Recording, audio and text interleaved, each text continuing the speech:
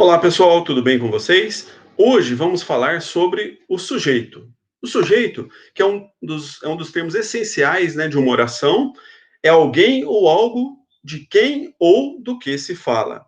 E podemos identificar facilmente o sujeito, né, quando a gente faz o seguinte método, né? A gente faz uma pergunta para o verbo daquela oração. A gente identifica o verbo e faz uma pergunta para ele. Vamos lá? O exemplo, ó. O ajudante da loja correu muito com o veículo.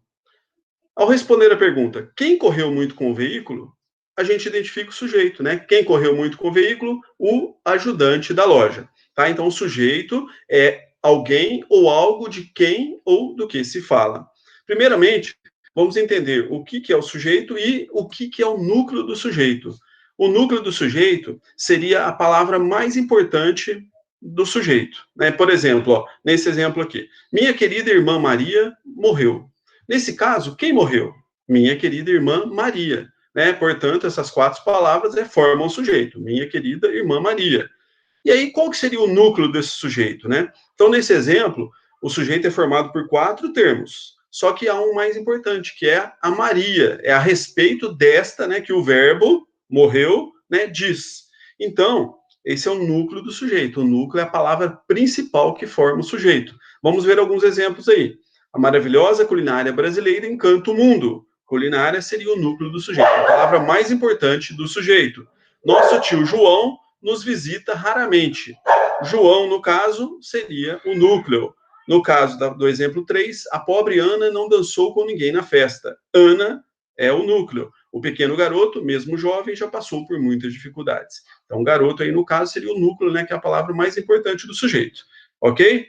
Então, vamos lá. Agora a gente vai ver a classificação do sujeito. Eles se classificam em três: em determinado, indeterminado e inexistente. Determinado, como o próprio nome já diz, o sujeito ele é identificado numa oração.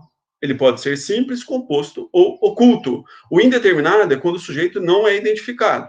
E o inexistente, quando as orações são construídas com verbos impessoais, né? Então não admitem agentes da ação. A gente vai ver os tipos de sujeito agora. Temos o sujeito simples, ou seja, ele é formado apenas por um núcleo, né? Por isso que ele é simples. O empregado da casa vendeu seu carro. Temos o núcleo aí, empregado. Então, um núcleo apenas, sujeito simples. Eles estão sempre omitindo a verdade. O núcleo é eles. Só temos um núcleo, sujeito simples. Simples de entender?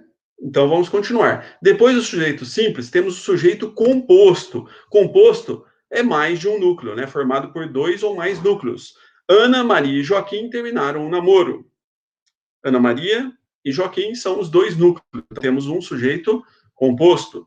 Eu, você e o nosso cão. Três núcleos. Estamos perdidos mais uma vez. Sujeito composto. Livros e cinema são o meu passatempo preferido. Livros, cinema. Dois núcleos, então temos um sujeito composto. Depois, sujeito oculto, também conhecido como sujeito desinencial ou sujeito implícito, ou ainda sujeito elíptico, né? O que é o sujeito oculto, né? É aquele que não está declarado na oração, ele não está explícito na oração. Então, ele é classificado como determinado porque a gente pode identificar ele pelo contexto e pela conjugação verbal. Vamos ver o exemplo, ó. No trajeto para casa, passei pelo parque da cidade. No trajeto para casa, passei pelo parque da cidade. A conjugação verbal passei nos remete a quem? Né? Eu passei. A primeira pessoa, né, do singular. Eu passei pelo parque da cidade.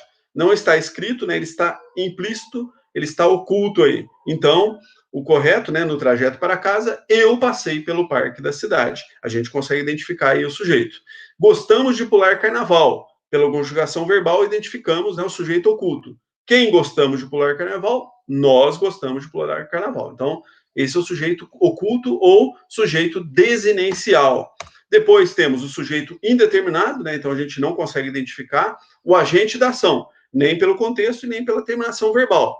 Então, temos aí três maneiras de identificar o sujeito indeterminado. Primeiro, o verbo na terceira pessoa do plural, que não se refere a nenhum substantivo, né? Que foi citado anteriormente. Disseram que ele foi eleito. Capturaram o fugitivo. Falavam mal o tempo todo, né? Então, a gente não consegue determinar, né, com exatidão aí, por isso que ele é indeterminado. Esse é o primeiro caso. O segundo caso, frases, né, com verbo na terceira pessoa do singular, junto com a partícula se. Acorda-se feliz. Necessita-se de pessoas jovens. Nem sempre se é justo nesse mundo, né? Então, outro caso aí de indeterminação do sujeito. Com verbo no infinitivo pessoal. É difícil agradar a todos. Seria bom pesquisar mais sobre o assunto. Era bom viajar pelo mundo. Então, esse é o terceiro caso, né, que temos o sujeito indeterminado. Por último, a oração sem sujeito ou sujeito inexistente. Essas orações, né, o sujeito é inexistente, por quê? Elas são constituídas por verbos impessoais, né, impessoais, ou seja, não admitem, né, os agentes da ação. Os verbos que indicam fenômenos da natureza, amanheceu, anoiteceu, trovejou, choveu, ventou, nevou, né? Caso número 2, o verbo haver, quando a gente usa ele no sentido de existir, acontecer, indicando, né, um tempo passado.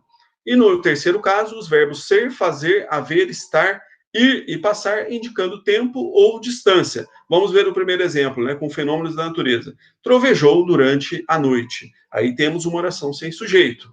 Há boas palestras no Congresso. Aí o uso do verbo haver no sentido de existir, sem sujeito. E por último, né, está na hora do intervalo. O verbo estar, aí indicando também uma oração sem sujeito, né, sujeito inexistente. Certo, pessoal? Então, o sujeito é um termo essencial da oração que tem uma ligação fortíssima, né, com o verbo. Lembrando que toda oração, né, para ser oração, tem que ter um verbo. Certo? Bons estudos, cuidem-se, um abraço, até mais. Tchau, tchau.